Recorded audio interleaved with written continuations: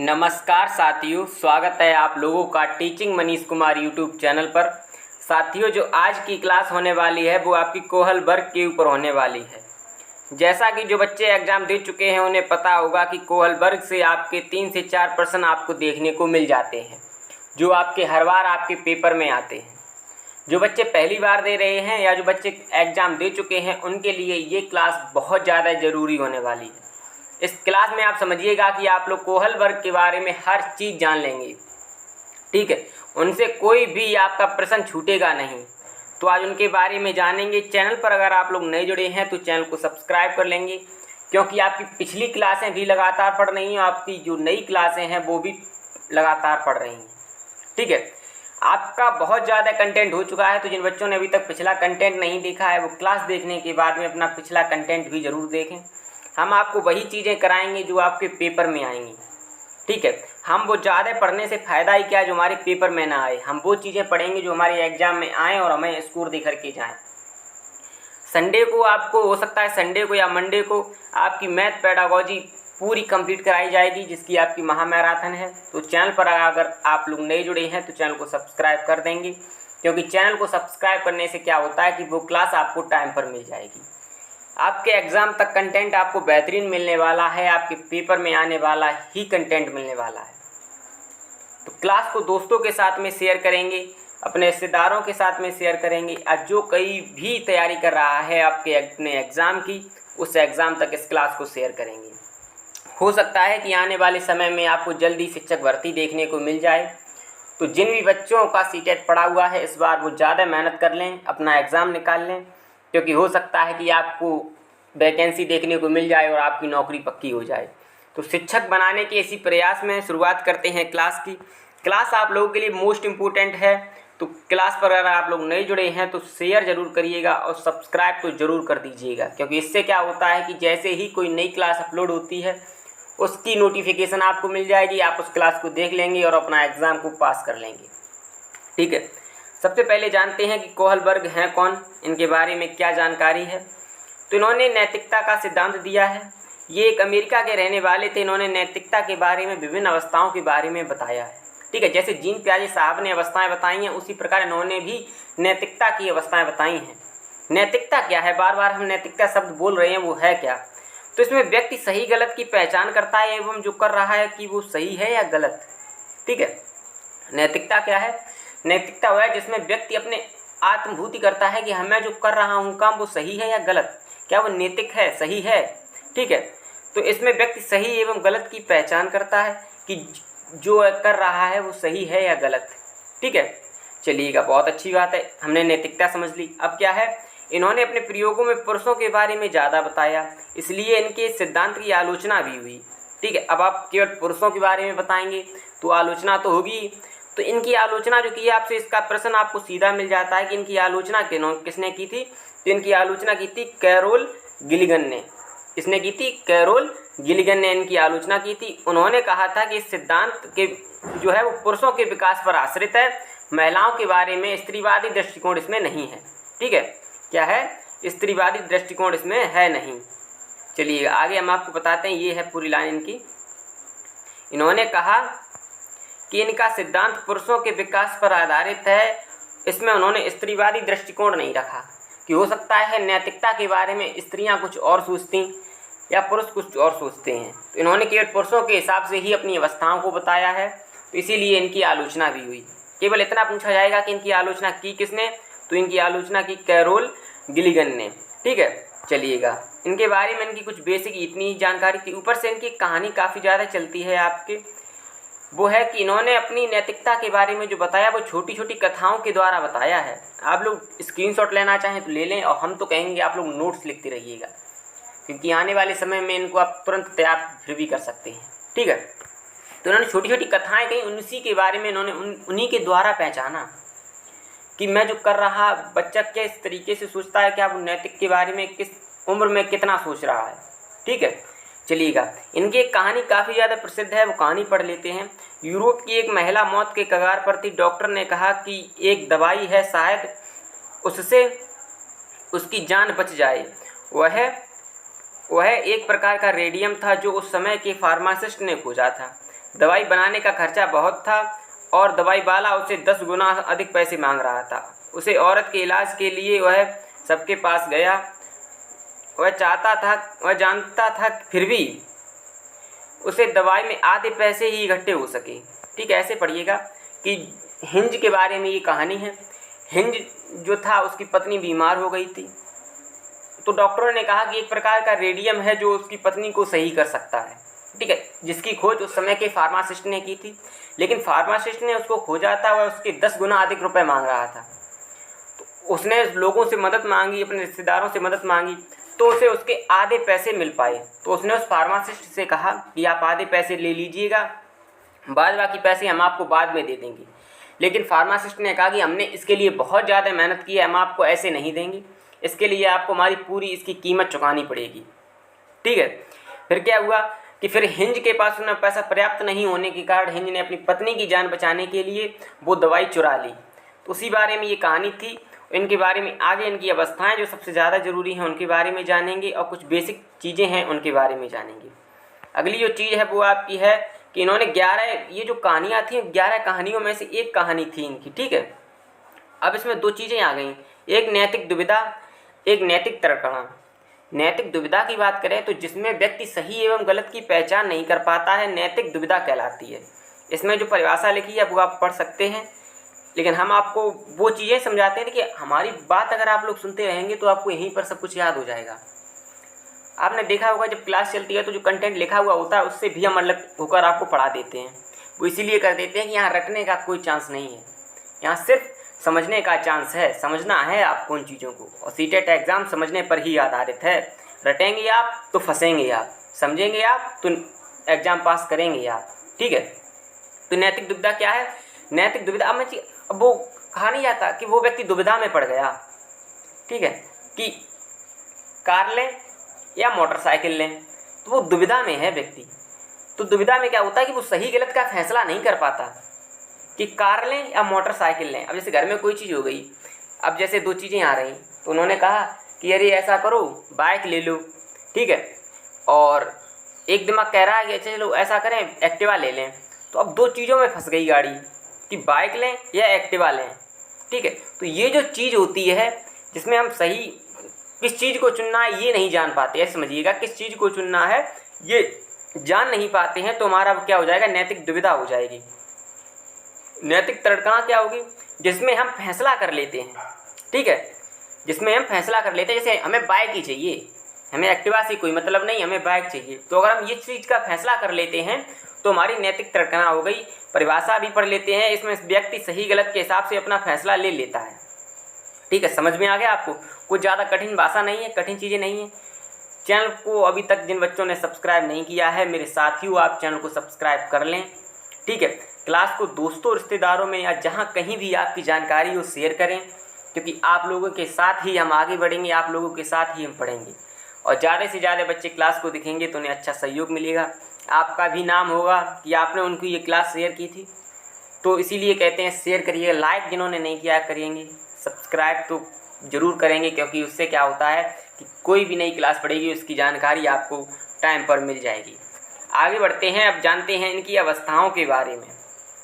ठीक है, तो इन्होंने 3 अवस्थाएं दी और 3 अवस्था में 2-2 भाग कर दिए, प्रत्येक अवस्था के 2-2 भाग कर दिए। इन्होंने क्या है, नैतिक विकास की 3 अवस्थाएं दी और प्रत्येक अवस्था के 2-2 भाग हैं। ठीक है, समझ में आ गया। पहली अवस्था थी पूर्व परंपरागत अवस्था, इसे कहते हैं प्री कन्वेंशनल स्टेज।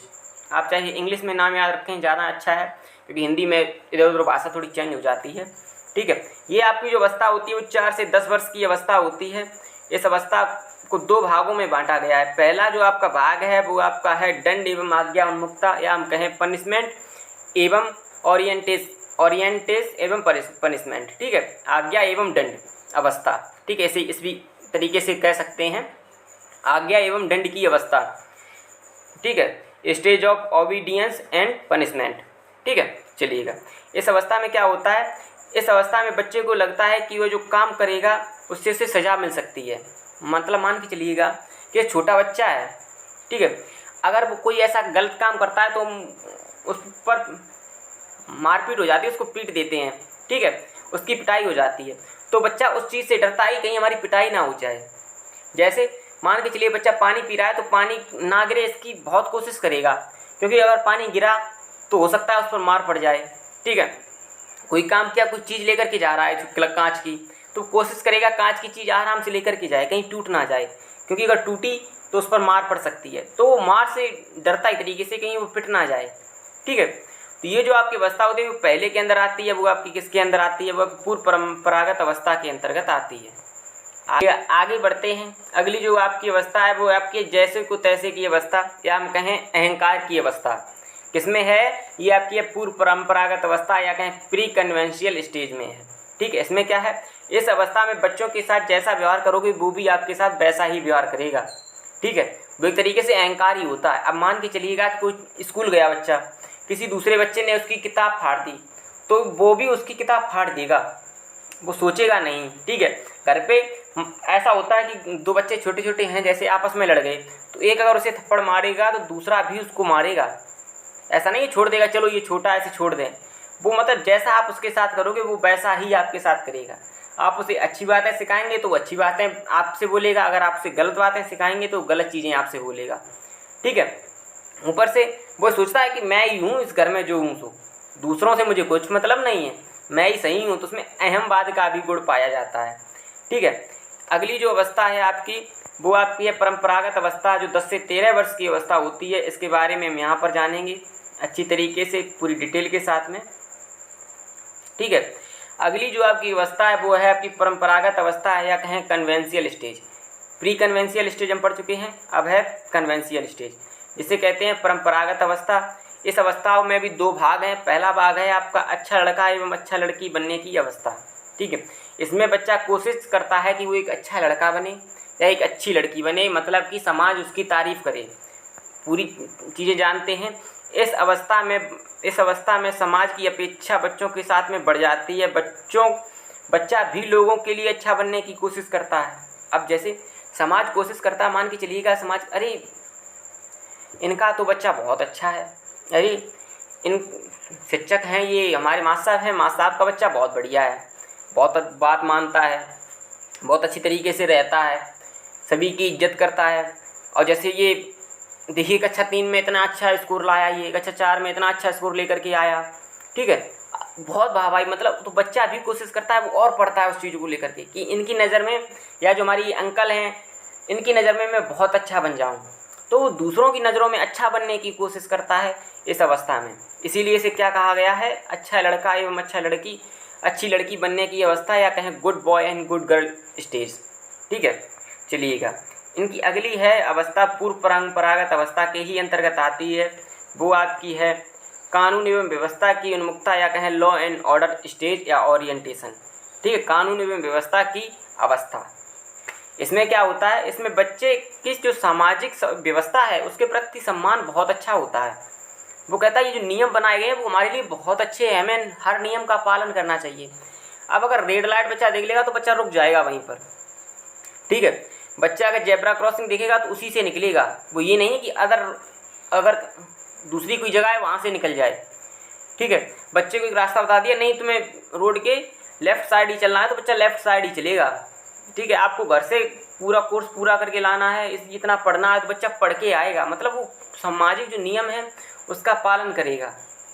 ठीक है, तो इस जो अवस्था में पाया जाता है वो आपकी किस में आती है, कॉन्वेंशियल स्टेज में अंतर्गत आती है। इसको पढ़ भी लेते हैं कि इसमें बच्चों की सामाजिक व्यवस्था के प्रति सम्मान की व्यवस्था होती है। अब सोच लीजिए आप लोग, इसमें बच्चा सामाजिक नियमों को बहुत अच्छे तरीके से मानता है, उनका पालन करता है, कोई भी गलती हो जाने पर स्वयं की गलती मानता है, उसे ये लगता है कि कहीं मुझसे गलती ना हो जाए। तो ये अवस्था तरीके से दूसरों के लिए ही होती है कि कहीं दूसरा हमारे बारे में बुरा ना कह दे। और हम तो शिक्षक बनने जा रहे हैं, हमें अभी भी ये गुण पाया जाता है कि अब देखिएगा कोई हमसे कहते अरे तुम्हारी अभी तक जॉब नहीं लगी, तो कितना बुरा लगता है, अरे क्या कह दिया इसने, मन करता है इसको तो क्या करूं इसके साथ। ठीक है, तो ये चीज़ें हमारे अंदर नहीं होनी चाहिए। वो उसका मुंह है, वो जो बोले, ठीक है, वो बोल सकता है भाई, लेकिन हमें जवाब उसके मुंह पर ही नहीं देना इस तरीके से। हमें जवाब तब देना है जब नौकरी लग जाए, पता चल जाएगा उसे भी। और फिर सबसे बड़ी चीज़ कि आप जिस उम्र में हैं हम उस उम्र में पहुंचेंगे तो शायद आपसे 10 गुना ज़्यादा होंगे। इस चीज़ को याद रखिएगा, क्योंकि सलाह देने वाला हमेशा वही होता है जिसने ज़िंदगी में खुद कुछ नहीं किया होता है। ठीक है, सलाह वो कभी नहीं देगा आपको जिसने मेहनत की है, ऊपर गया। वो केवल इतनी सलाह देगा कि हाँ ठीक है, अच्छा कर रहे हो, बहुत अच्छी बात है। वो तो आपसे ये नहीं पूछेगा क्या कर रहे हो, ये करो, ये मत करो। सलाह कौन देगा? पहला वो देगा जिसने ज़िंदगी में कुछ नहीं किया है, दूसरा वह देगा जिसने नया नया ही सब कुछ किया है, जिसे ये लगता है कि अरे हम ही हैं, अब सब हैं सो। ठीक है, मतलब वो अच्छी तरीके से मैच्योर नहीं हुआ है, वो सलाह देगा। सलाह फालतू की सलाह की बात कर रहा हूँ मैं, ये सलाह तो बड़े तो सलाह देने के लिए ही होते हैं। ठीक है, तो वो तो सलाह अच्छी देंगे, और जो फालतू की सलाह मिल जाती है जिससे दिमाग खराब हो जाता है, वो सलाह तो वो दो ही लोग देते हैं, जिन्होंने कुछ नहीं किया होगा और जिन्होंने किया होगा तो जल्दी किया होगा जो कुछ किया होगा। ठीक है, उन पर पच नहीं रही है, उनके साथ इतना अच्छा हो गया ये चीज़। ठीक है, और जो सक्षम होगा, पढ़ा लिखा अच्छी तरीके से होगा, जिसने मेहनत की होगी, वो आपसे केवल इतना कहेगा, देखिए लगे रहिएगा, प्रयास करिएगा, नौकरी आपको मिल जाएगी। एक शिक्षक से आप लोग बात करेंगे जैसे, तो वो यही कहेगा कि पढ़िएगा अच्छी तरीके से, नौकरी लग जाएगी।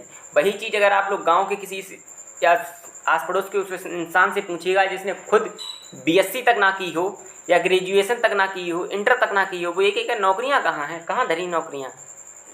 ठीक है, लेकिन अब आने वाले समय में हो सकता है अभी 80,000 पद आने वाले हैं, तो जिसमें आपको हो जाए कि हमारे साथी जो हैं वो शिक्षक बन जाएं सभी लोग।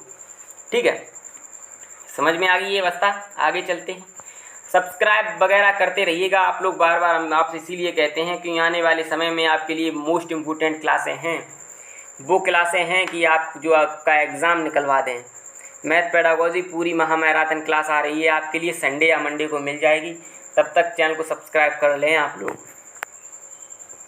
अभी सब्सक्राइब करें, शेयर करें, और शेयर तो करें सभी दोस्तों, साथियों, रिश्तेदार, जहाँ कहीं भी आपकी जानकारी हो शेयर करें, फेसबुक पर डाल दें, व्हाट्सएप पर भेजें लगातार। ठीक है, अगली जो आपकी अवस्था है वो आपकी है उत्तर परंपरागत अवस्था, या इसे कहें पोस्ट कन्वेंशियल स्टेज।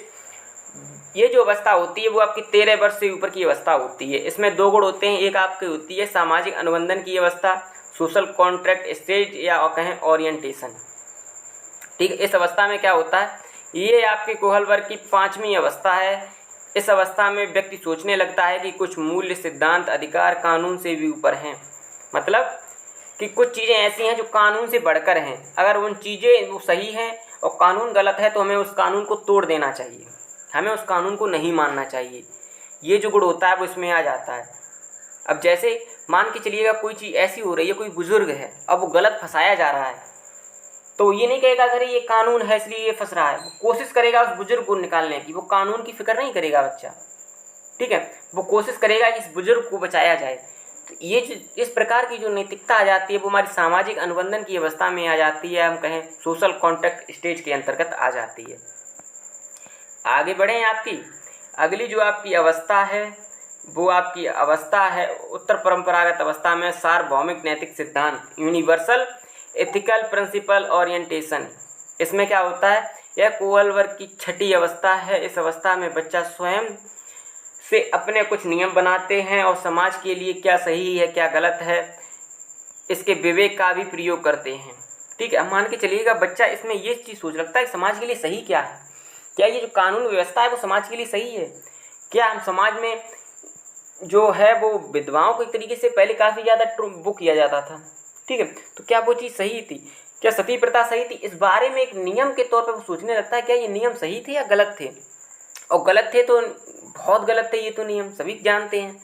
ठीक है, तो इस तरीके से बच्चा क्या होता है समाज में अपने अनुसार चीज़ों को डालने लगता है, अपने नियम बना लेता है। नहीं, मैं ऐसा करूँगा, अगर मैं प्राइम मिनिस्टर बन गया तो मैं 2 लाख नौकरियां निकाल दूंगा, अगर मैं प्राइम मिनिस्टर बन गया तो मैं वृद्धा आश्रम खोल दूंगा, अगर मैं प्राइम मिनिस्टर बन गया तो मैं ये कर दूंगा वो कर दूंगा, या मैं टीचर बन गया। अभी भी आप लोगों में बहुत से लोग होंगे वो कहेंगे अगर मैं टीचर बन गया तो बच्चों को इतनी अच्छी तरीके से पढ़ाऊंगा या पढ़ाऊंगी कि मज़ा आ जाएगा, बच्चे कहेंगे कि क्या सर ने या क्या मैडम ने पढ़ाया है। तो इस तरीके का जो जुनून होता है अपने अंदर, कहते कि अरे मैं तो पूरी शिक्षा प्रणाली बदल दूंगा, शिक्षक बनने तो दो मुझे। आप लोग भी सोचते हैं, सभी लोग सोचते हैं कि जो अपने विभाग में मेहनत करें, सपने के साथ में जाते हैं, जो बच्चे शिक्षक बनने के सपने के साथ में जाते हैं वो यही सोचते हैं कि एक बार मौका मिले मैं ये कर दूंगा, मैं वो कर दूंगा, मैं विद्यालय में जा कर के, स्कूल में जा कर के बच्चों से कहूँगा बच्चों इस तरीके से पढ़ो। हमारी जो स्कूल के बच्चे हैं वो एक स्टेज पर आकर बहुत अच्छा प्रदर्शन करेंगे, और लेकिन उसके जब आप विद्यालय में जाएंगे उसके 2 साल बाद या 1 साल बाद बच्चों की हालत क्या होगी, आपकी हालत क्या होगी, वो तो पता ही होगा कि आप कहीं और बैठे हैं, बच्चे कहीं और बैठे हैं। लेकिन कोशिश करिएगा शिक्षक बनने के बाद ऐसा ना करें, क्योंकि एक शिक्षा ही है जो देश को आगे ले जा सकती है। ठीक है, चलिएगा। तो ये आपकी अवस्था हो गई। आपके जो कोहल वर्ग हैं उनके बारे में कंप्लीट क्लास हो चुकी है। तो जिन भी बच्चों ने अभी तक भी क्लास सब्सक्राइब नहीं की है तो चैनल को सब्सक्राइब कर लें, क्लास को लाइक करें, क्लास बताएं आपको कैसी लगी, और साथियों के साथ में क्लास को शेयर ज़रूर करें, चाहे रिश्तेदार हों आपके या कोई भी हो जिनसे आपकी जानकारी हो वो लोग इस एग्ज़ाम की तैयारी कर रहे हैं, उन सभी तक इस क्लास को पहुंचाएं, क्योंकि आप लोग क्लास को पहुंचाएंगे तो हमें लगेगा कि आप हमारी तरीके से फ़ीस दे रहे हैं।